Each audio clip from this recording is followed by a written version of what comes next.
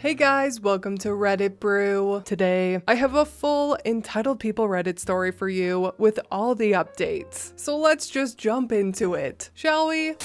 My son stole his dead mother's ring for his girlfriend, and now he won't talk to me after making him return it. I, 46-year-old male, have a son, Jake, 23-year-old male, and a daughter, Amber, 16-year-old female. My wife, unfortunately, passed away approximately 2 years ago. She was immunocompromised with a condition she was diagnosed with a decade prior, so she had a will in place. In said will, she divided her assets between our children. Jake got his portion as he was already 21. He used that money to put a down payment on a condo, and he also got his mother's car. For my daughter, the will stated that she was to get all of my wife's jewelry. Amongst this jewelry included a vintage gold ring with a diamond that had a light blue sapphire on each side of it. This ring has been passed down for generations in my wife's family. It was originally her great-grandmother's wedding band. Her husband was a jeweler and handcrafted the ring for her himself. For the past 8 months, Jake has been dating Sarah. She has my son wrapped around her finger. My son had mentioned the family jewelry my wife left his sister to Sarah one day, and Sarah really wanted to see them. So, Jake went into my room when no one was home and showed them to her. She apparently went on and on about how much she loves the vintage ring. Jake came to me a week ago and begged for the ring so that he could propose with it. He stated Sarah had fallen in love with the ring, and he just knew it'd be the perfect ring to ask her to marry him with. He seemed completely convinced that I would be jumping for joy for him wanting to propose. I wasn't, and instead, I told him that I was not the one to ask, as the ring belongs to Amber. For a fair chance, I'd allow him to explain his reasons and ask her for it once, but only once, without pressuring her. If she refuses for any reason, that'll be the end of it. Jake agreed and asked Amber for the ring right in front of me. She told him no because she wanted to keep it in the immediate family. To her, it's priceless. She couldn't bear to ever give it up. I told Jake that was that and to not press the matter further. Jake left looking very unhappy about not getting the ring. He came back another day while I was at work to talk to his sister after she got home from school. They got into a huge fight about the ring, and Amber called me crying. I called Jake